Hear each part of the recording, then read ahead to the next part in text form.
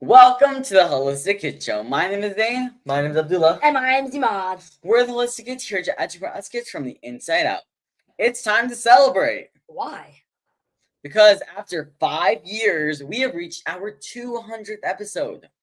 And we started this journey when I was 12. I was 9. And I was started a little later when I was 7. And now I'm 14. I'm 17. I'm 14. And I'm 12. So we have interviewed 200 guests and have learned so much that we have translated into our best-selling book called The Teen Health Revolution, where you can pre-order now on Amazon. So we know that our mind, body, and soul are connected, but not many of our guests have actually talked about that. And so today, for our 200th episode, we have a special guest here with us, and that has a special treat for all of our listeners. We will be talking to Miss Cathy Heller about how we can find abundance in tools for teens that'll help them create a life they love. Miss Cathy Heller is a renowned teacher, podcaster, and author. She hosts one of the top spiritual podcasts, the Cathy Heller podcast, which has been downloaded more than 45 million times. She's a practitioner of the law of reception and has a deep understanding of the universal principles of manifestation. Cathy guides individuals on a transformative journey towards unlocking their highest potential. And we know today that teens 100% need this more than ever before. So thank you so much, Miss Cathy, for being here with us today. Oh my God, I feel inspired by our work. I feel like I have a smile that I can't stop smiling because you guys are so precious and you're making the world so magnificent just by being in it. Well, thank you so much. This really is our pleasure for you to be here. Yeah, it's our pleasure. Our pleasure. So we would love to hear your story because in a day and age where everything is all facts and information, not many people talk about the soul and that spiritual aspect. So we would love to know your story and how you even got into this. Okay. So I grew up not really knowing anything about the soul or spirituality. We watched a lot of television and my parents fought a lot. They wound up having a really hard divorce. And I started reading books like Wayne Dyer and Tony Robbins and The Four Agreements by a guy named Don Miguel Ruiz. And I was like, wow, there's so much wisdom in the world. And I went to college and I started studying world religions. And I started looking at Sikhism and Jainism and Taoism and Islam and Christianity and Judaism and all of these religions. And I was just swooning over the fact that human beings had actually thought about why we're here. And a lot of those human beings had very similar, beautiful answers, even though the road was different, the truth was really very, very similar. And so when I graduated from college, I was like, you know what? I'm going to go to Jerusalem for 3 weeks. I'm just going to check it off my list. I'm going to do something spiritual. And I went and I was so moved by not living in America for a minute, not going to the mall on a weekend, but just looking at the world through the glasses of spirituality. And I met my amazing Kabbalist rabbi, who's such an unbelievable, loving soul, who lives in the old city of Jerusalem. And he said to me, you are a masterpiece because you're a piece of the master. And every single soul in this world, every single person, it doesn't matter if you live in Brazil, if you live in Pakistan, you live in Seattle, we are all one. And he said, we are each someone because we're some of the one, the creator of the universe, that God is one. And he told me that Abraham, this idea that people think Abraham is the first person who talked about monotheism, one God. He said, he doesn't just mean that there's one God. He means we're all one. We're all connected, right? And that's such an incredible understanding that this man, Abraham, could see that. And then, so many people after him have given that message to the world, which if we really took that in, we would understand how easily we could manifest because God is not somewhere over there. God is right here. God is connected to each one of us. And so we are each built. My rabbi says it's kind of like if you took a light bulb and you plug a lamp into the electricity is ready. It's on tap. and it's just looking for a light bulb to pour through. And God is looking to pour through every one of us.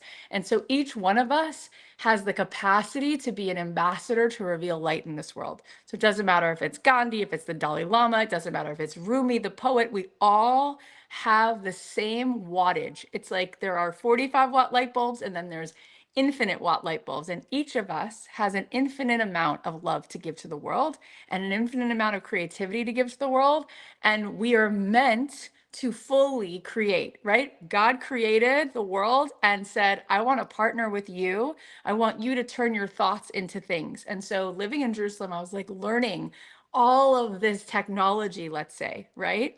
And what is it that people before me knew to plug into that can help us to rewrite the reality that we're living in?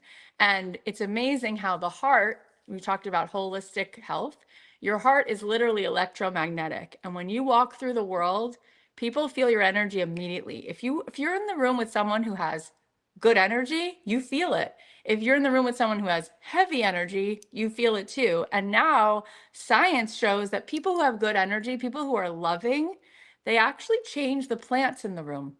The plants actually grow differently because someone in the room is loving. So how do you think it affects a person? How do you think it affects a baby in a womb if the mom is coming from a place of high vibe? She's in a good mood, right? It's all of us together connected. And science says that when you're in the room with somebody, whoever has the highest vibration wins. And so if the person in the room with the strongest vibration is angry, everybody in the room is sort of like connected to a sense of like heaviness. But if somebody in the room is loving and beautiful, everybody in the room makes space for everybody else in the room in a way that actually changes our biology.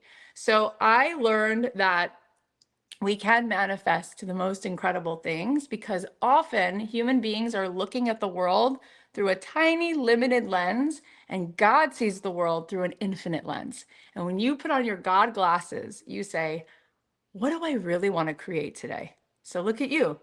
You have those kind of glasses. You created this show. You created all the ripple effects from this show. You created a book from this show. And it's literally just the beginning. What else are you going to create? So much because you see the world through those glasses. You are so inspiring, so empowering. So inspiring. That is so Amazing. empowering, and that's actually really cool to think about it like that.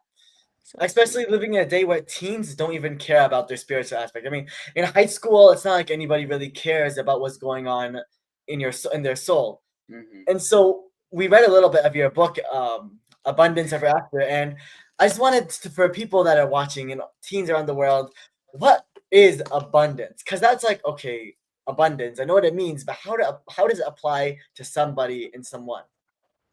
First of all, thank you for reading any of the book. That is so incredibly generous because you all have a lot to do. The thing about abundance is we could say all day long that we're not thinking about abundance, but we would be lying, right? The same way that everyone's thinking about food all day long, right? Everyone's also thinking about money all day long. And why? For good reason. The same way that the trees need water, we need abundance in order to thrive. We need to have money coming in so that we can buy things, so that we can have choices, right? When you have money, you can choose how you're spending your time. You can choose where you're going on vacation. You can choose to eat organic food. And yet, people don't know a lot about abundance.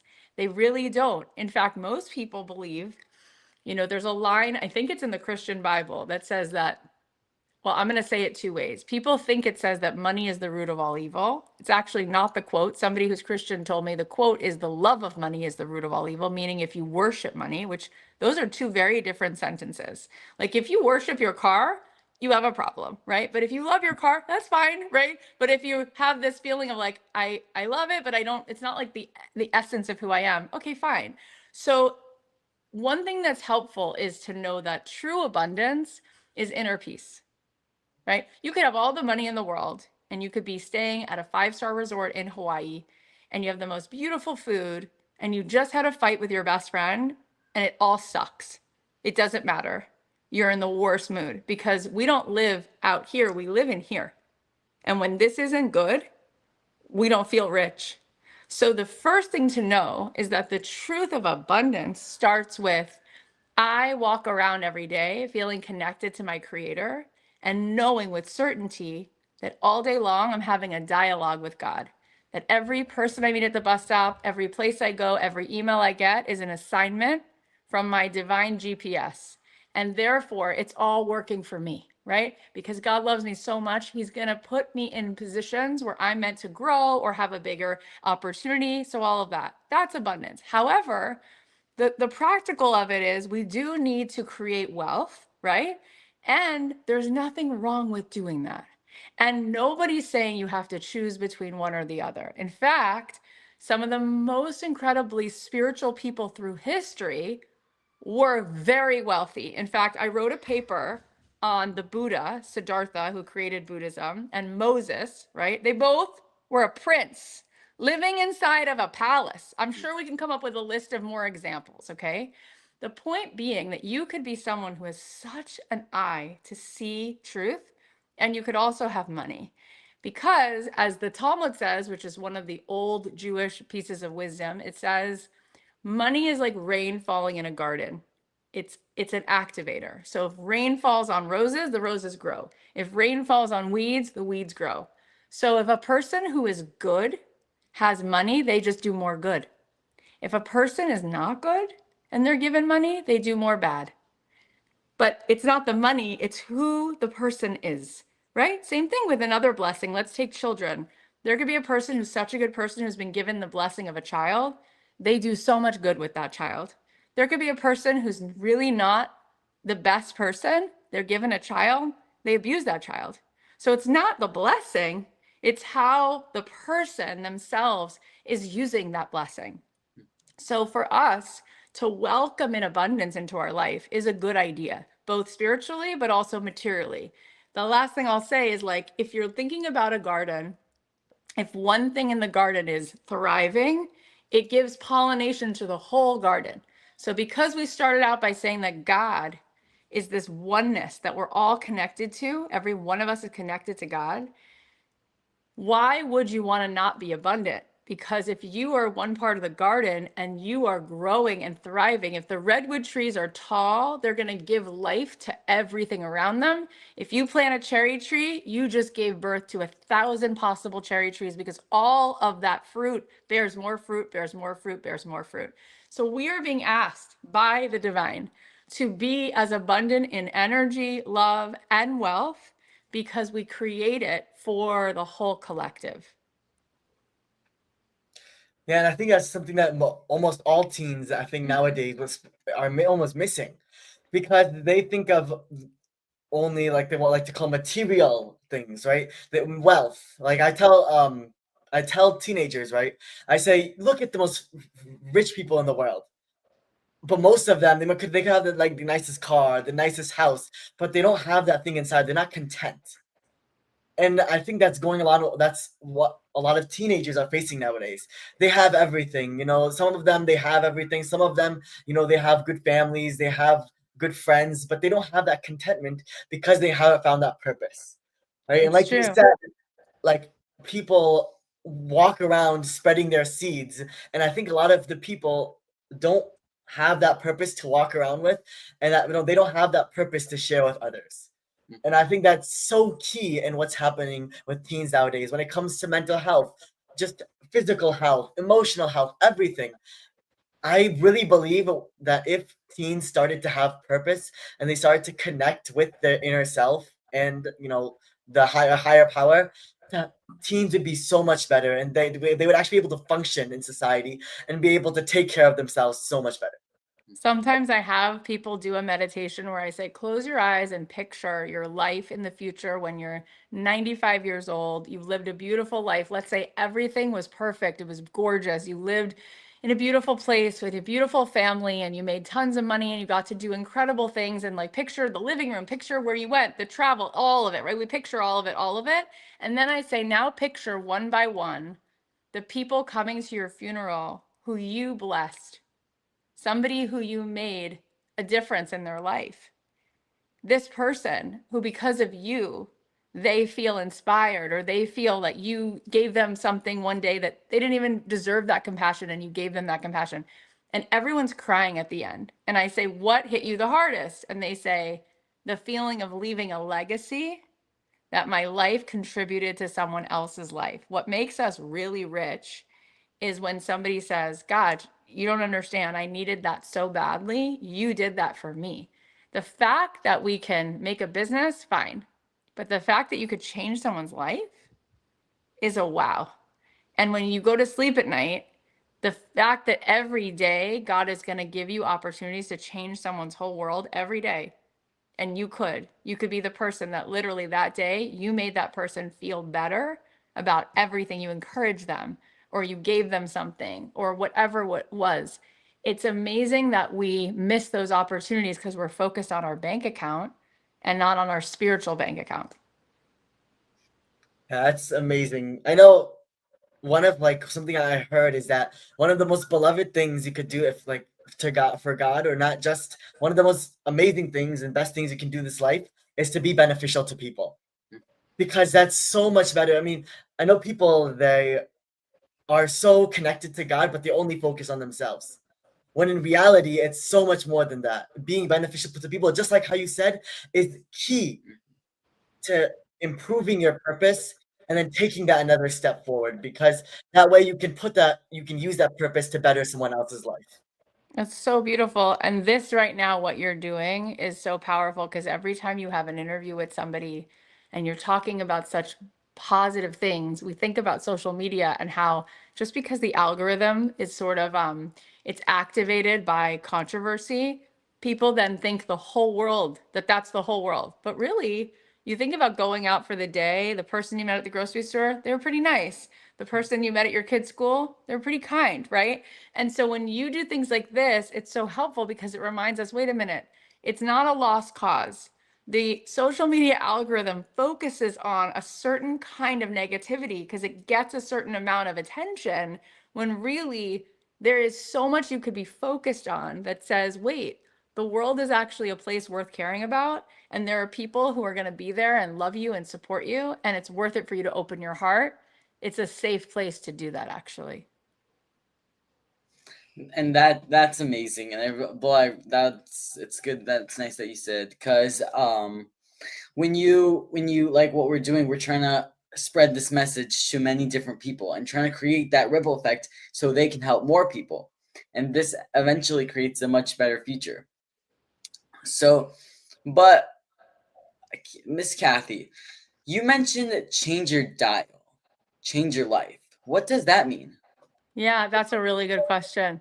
So, my rabbi said that the world works like a radio, and you guys are so young that you probably don't use a radio. But when I was growing up, when your mom was growing up, we still listened to music on the radio, which meant you literally turned a dial and you could hear different stations, right? Because it wasn't streaming where you push different buttons on your iPad. It was like this. And the reason this is such a good metaphor is because of this. If you turned on a radio, all of a sudden you're going to hear music. And that's really true with your iPad too. If you push a button, all of a sudden you're going to hear music. What is the radio connecting to? It's connecting to what was always here and hidden in plain sight, right? Like right now in this room, there's no music playing. But if I were to go to my phone and I would have turned on this radio, this MP3 player, whatever it's called, all of a sudden it's going to collect sound waves, and I could choose an infinite amount of songs, right? Maybe not infinite, but quite a few different jazz music, pop music, whatever you want to listen to, Justin Bieber, whatever. It's all there. Where was it before I turned it on? It was available, right? I just wasn't tuned to it. And so many times we're not manifesting the life we want because the dial we're tuned to inside of us is about lack. It's about negativity. It's about shame, guilt. It's about seeing the world as like, if you think that it's a negative place, you're tuned to that. And then you find all the evidence every day. You're like, see, that person was rude. See, it's raining. See this, see that, right? If you wake up every day and you realize that inside of you is a love song and you tune into that, you would be in the exact same day as someone else and you'd see it totally different. You'd say, oh my God, it's raining. The plants need water. Oh my God, this guy is not in a good mood. I'm going to make him happy. I know why I was put here because I'm going to give him a smile. And he just smiled back at me. So when we're tuned to a different dial in ourself, we manifest the most amazing life because we don't get in life what we want, we get in life what we are. So when you're a loving, happy, kind, grateful person, you are such a vessel for so much light and abundance. You just create it wherever you go. You're already having a party because you feel connected to the creator of the universe. And when people are with you, they feel it too. And so that's what it means to change your dial. And a lot of times, because people are on their phone and they're looking at heavy things and they're thinking about, oh, I need to make more money. Oh, I don't have a good career. Oh, this person has a better car than me. Oh, this person just said something rude. Oh, I hate politics. Whatever all that is, they just get tuned to a station inside themselves where everything is just really negative. And then they say, why didn't I manifest? How come it didn't happen? It's like, well, you're putting out an energy of like really heavy energy. In fact, I think everyone who's listening, maybe you can even think of it yourself. We've all been in front of someone where we're trying to show them all the possibility and they're like, no. And you're like, but I'm fighting for you to see. And like, absolutely not. Here's why it's not possible. Here's why that's not true. And you're like, oh my God, if you could only be willing to receive the beauty of your life, you could receive it, but you're not. You're closed. Right. And so that's what it means to change the dial. That is so empowering and so influential. Thank you so much for sharing this on our podcast. And that's why I think teens, adults, children, everybody needs to turn that dial from negativity and a negative subconscious to a positive and more grateful subconscious. That way, because then if you have that kind of subconscious, then every day is a good day. Because there's always stuff that's, even though it's gonna put you down sometimes, you're always gonna be able to get back up. Yeah. And if you think about so many of the people that we all look up to, their life, they were tested, right? But every test revealed to them how much greatness is inside of them. In fact, every movie we've all seen is about the hero of the movie, the main person is going to go through a lot of tests. And as that person goes through it, it actually shows them how great they actually are, that they've got this. And that actually is why we love those movies, because we want to be the hero of our own movie. And you're way too young to have ever seen like The Karate Kid, but when I was your age, maybe your mom showed you a rerun of it, but it's really good. But the character in that movie, Daniel LaRusso, he's the Karate Kid, and at first he gets beat up. And then his sensei, Mr. Miyagi, who's his karate master, he's like, I'm not going to fight your fight for you. And he's like, why won't you do it? And he said, because inside of you is a karate master.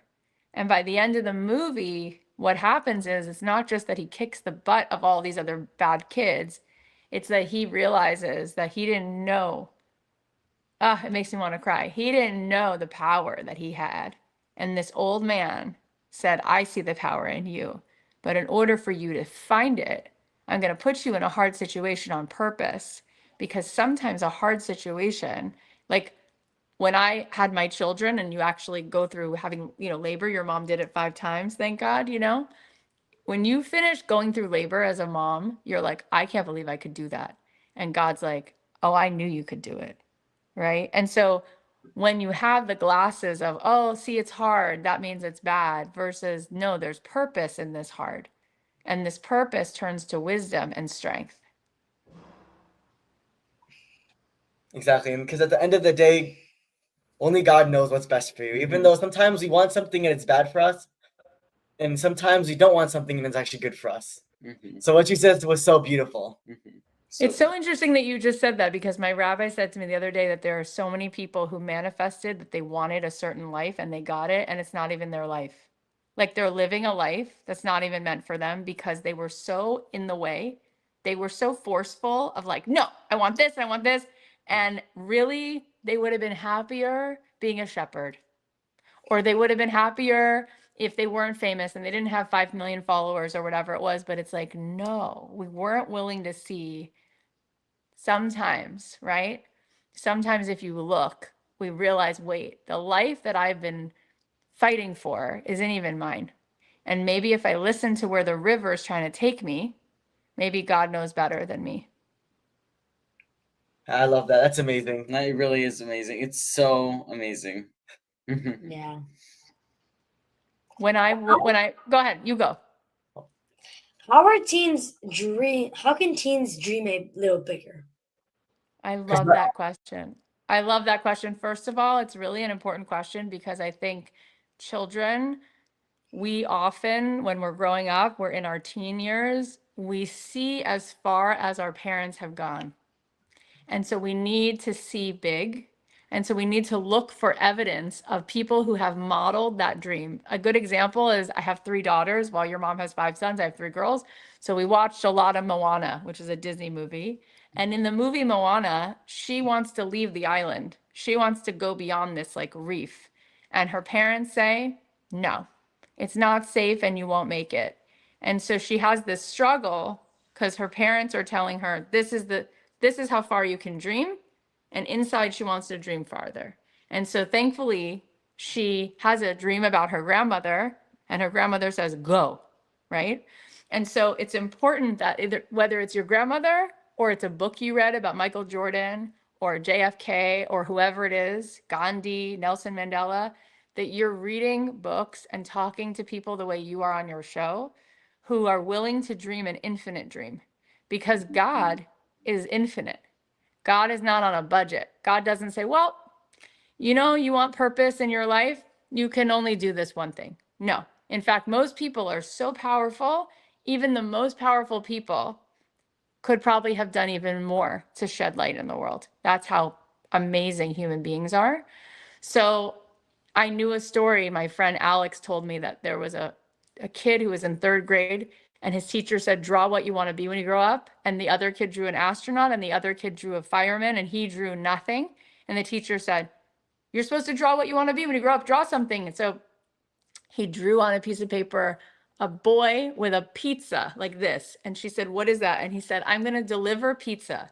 And she said, you're going to deliver pizza? That's your big dream? So she called the mom and she said, why is your son going to deliver pizza? The other kid wants to be an astronaut. The other kid wants to be president. He's going to deliver pizza.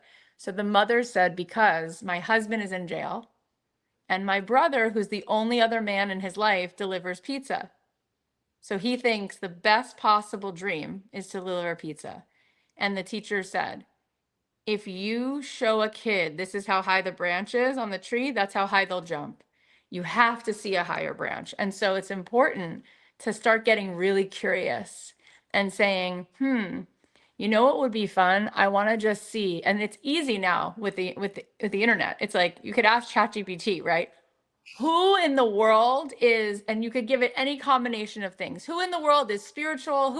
For instance, my friend Casey Means just wrote a book called Big Energy. She was just nominated for Surgeon General. That's the most important doctor in the United States. And she, of all people, went to Stanford Medical School and said, there's no medicine in Stanford Medical School. I had to go figure out nutrition. I had to go figure out how to get our microbiome healthy. Oh my gosh, I didn't learn any of this in medical school. The fact that she could dream that dream, the fact that she could even be asked, we'll see. Her hearing is September 18th. God willing, she gets passed. But the point is, there is no end to how big you can dream. And so I would say it's so important to know that God is behind you and also to let it go. Meaning, if your biggest dream is to be a 5th grade teacher because God knows that's where you're needed, you trust, I'm going to dream as big as I can, and then trust that however I'm most needed, He's going to keep pushing me in that way that it's so obvious this is where I'm meant to be.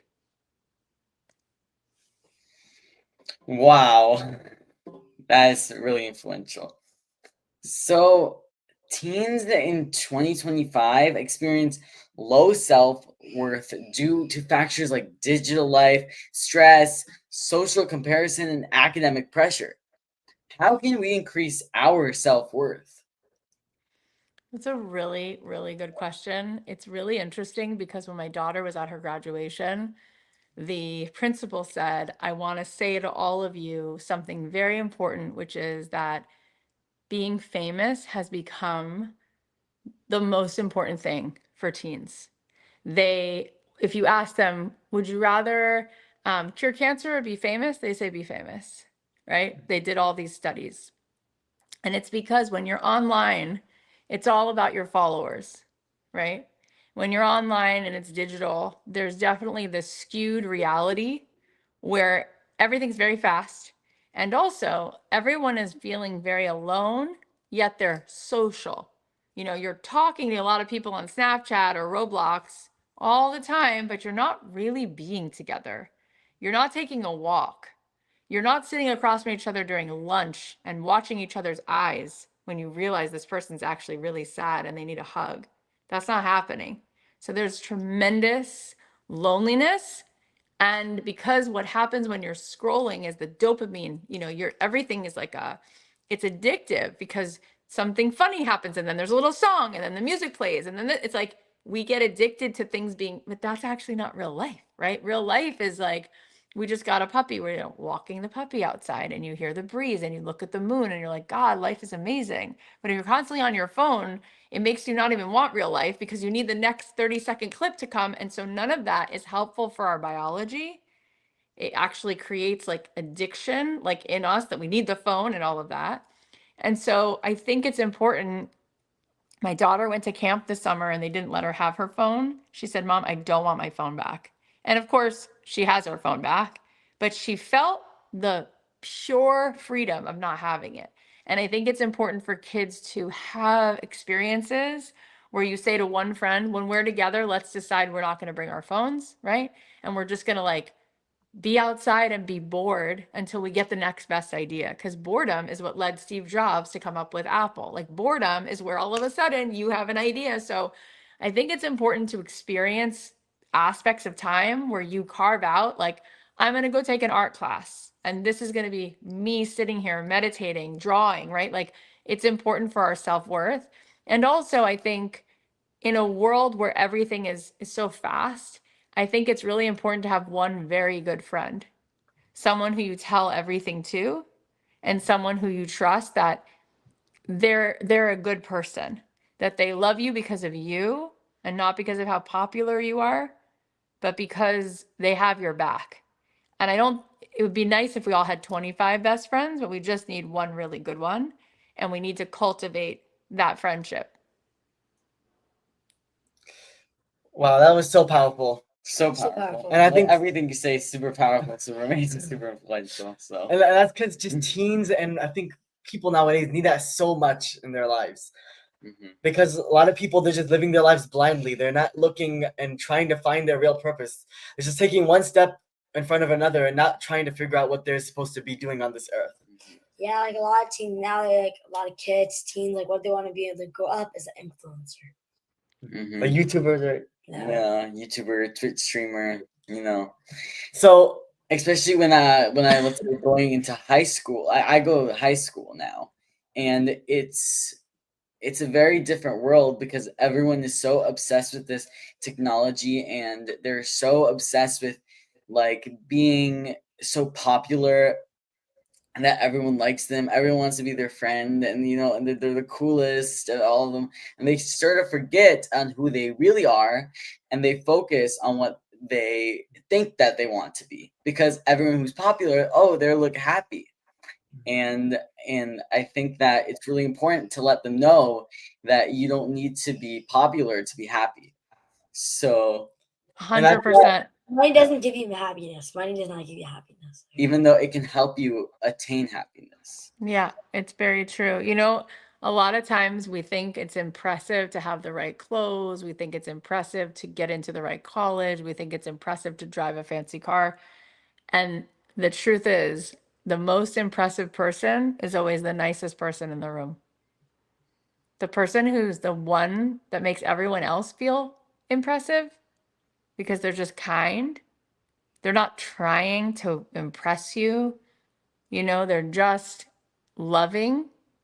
Love is the most impressive thing. And most people all day long want so badly to fit in that they're so insecure to be even the most loving version because they're trying to be impressive. And then you impress nobody. But if you stop trying to win that popular, cool, best car, best clothes, best whatever, and you just say, I'm not going to try to do that. I'm just going to be the most compassionate, non-judgmental person, people will be like, you're my favorite person here. I feel like I can be myself with you. Because everyone who is popular, do you know how exhausting it is to try all the time to look a certain way? They're performing. That's not a life. That's someone who's like constantly feeling that unless they look a certain way or act a certain way, nobody would want them. And I think just to end off this powerful, amazing episode, what do you think is one thing or two that kids can do today to find abundance? So first of all, it's unbelievable how I think school has become so obsolete. Like, I was in a self-driving car every day last week in Los Angeles, and the world is changing so fast. And it's interesting because we went to check out at a supermarket. There weren't even any people anymore. It's just literally you put your stuff, it checks out, which means so many jobs won't even be there. But you know what will be there? What we actually need, the connection with each other, the wisdom, the people who, you know, AI can't create energy. It gives you information. But when two twin babies come out of the womb and one is suffering, if one loves the other one and puts its arm on it, the other one sometimes does better. AI can't do that. That's from a heart. We said before, the heart is electromagnetic. So it's actually asking us, the kids today, you want to become abundant? It's coming out of, what are you dreaming of? What are the ways that you're seeing the way human beings can solve each other's problems and coexist and love each other? And meditation and the ideas of holistic gardening and farming, like, that's not going to be AI. That's going to be you guys. And it's actually awesome to live in a time where if you went back 30 years, 40 years, 60 years, your whole job would be told, okay, which factory are you going to go work at, right? Like, all of us, like, girls, you're going to be a secretary, you're going to work in this, job. Boys, you're going to go over here. And it's like, no, technology is now going to do those jobs. So what are you going to do? You're going to use your heart and soul and imagination. You're going to speak. You think about like Dr. King, his famous speech, I Have a Dream. He cried when he said that. He didn't even write that on the page. He had the whole speech written except for one line when he said, I have a dream, and his voice cracked. And the reason people remember that line is because his heart broke when he said it. That's what changed civil rights, a person with a heart. So abundance is literally, the good news and the bad news is, because so few people are thinking this way, you can actually make a huge impact like you are right now. This is exactly a perfect example. You decided, well, a lot of kids are not doing podcasts. Okay, why don't we do that? Well, a lot of kids are not creating books about holistic things and health, and let's do that. Oh, it's a bestseller. It's like, because so many people are busy focusing on the wrong stuff, looking at the mud on their shoes, you're like, but look at the moon. And like, nobody's looking at the moon. Boom, there you are. So I would say, when you, instead of wasting 8 hours on your phone playing Roblox, or looking at, what am I interested in nature? What am I interested in human beings and health and coexistence? It's like, you will have ideas coming into you that are going to change the world. And what I can also just say, last thing, is that there are trillions of dollars circling around. Okay. Deepak Chopra, who was born in India, said he wrote multiple books on abundance. Now, he says he comes from a place where people have so much poverty that they say, who are you to write a book on abundance? He's like, because the universe is abundant. Think about how many species there are. Think about how many different spices there are. Think about how many different faces there are on the 8 billion people that live here. The universe makes abundance and makes abundance and makes abundance. So the way that you create abundance is by just knowing it's here for you. It's on tap. Because what you identify with is what you'll perceive. So if you perceive that there's a lack, you won't be able to just pick it up like I can pick up this kombucha. But if you perceive that there's abundance in the world, then you will actually allow yourself to receive it. So remember, you won't be able to go anywhere until you open yourself up, you start exploring, educating yourself, and actually start to even think about the idea of trying to attain the next spiritual level. Do the things that robots, well, do the things that robots don't have. Like we have souls, robots will never have souls. Totally. So thank you so much. This was so fun and so powerful. So where can people learn more about you and your amazing work? Well, first of all, you guys are so special that I want to take this podcast and like show it to everybody I know. So I'm so grateful that I had this time with you. It's really so, so, so, so special. And if people want to find more about me, I have a podcast called the Cathy Heller Podcast, which you so generously put on the screen all these different times. And also, I wrote a book called Abundant Ever After, which you guys read, and that the paperback comes out in November, and the hardcover is out now. And I'm on Instagram every day, and every single day I post something that is like a little bite of what we just talked about. Wow. So everyone, please check that out. Definitely That'll check her help out. everyone out. So now it's time to recap Miss Cathy's key points. With teens and adults dealing with a spiritual crisis today, we don't get in life what we want. We get in life for what we are. So many times we are not manifesting the life we want because the dial we are tuned into is from a place of lack and negativity. True abundance is from inner peace. Be willing to dream and infinite dream. God is infinite. God is connected to each one of us. Each one of the capacity to receive light in the world. Each one of us to have infinite amount of love and creativity. And every test revealed to them shows them how great you are. Be the hero of your own movie. When you put in a hard situation and you don't know what to do, but God knew that you could do it. This is hard, but what you're dealing with has a purpose. And there is no end to how big you can dream. And God is behind you. Trust in God. However, you are the most needed. He will keep pushing you in this way. In a world with everything so fast, one really good friend is the only one you really need. Is that truly love you for you. So thank you everyone for tuning in to our 200th podcast. We're so thankful that we got this far. I mean, I started when I was so young and here we are today. It's really crazy thinking about this. So I'm Zane. Abdullah. And I'm Iman. Follow my family and I on social media, Holistic Mom D, and look out for our new best-selling book, The Teen Health Revolution, releasing November 13th. And kids need to learn for other kids. Please download our podcast on iTunes and leave reviews so other kids and families can benefit. We need to create a healthy future for all of us and the planet. Join us next week for another episode of the Holistic Kids Show, where kids are empowering kids. Thank you, everyone. Thank you.